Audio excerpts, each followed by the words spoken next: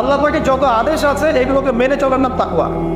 For example সালাত, সওম, সাদাকা, হজ, উমরা, যাকাত, সত্য কথা বলা, পিতামাতা ইত্যাদি যতগুলো আদেশ কোরআন এবং সুন্নাহর মধ্যে আছে এগুলোকে মেনে চলা তাকওয়ার পরিচয়।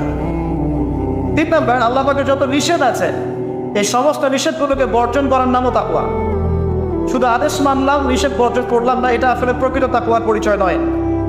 আজকে আমরা মাশাআল্লাহ সবাই সালাত পড়েছি, কালকে সকালে যদি আবার শরীরের দান করি আমার মধ্যে তাকওয়া আসলে নাই। আমি ধর্মীয় জীবনে পাক্কা মুসল্লি হলেও অর্থনৈতিক জীবনে পাক্কা সুৎখোর থেকে গেছে। এই অবস্থা যদি তওবা না করে মারা যায়, মায়ের সাথে জেনার অপরাধ দিয়ে কে আমাদের মনে উঠবে ইনশাআল্লাহ।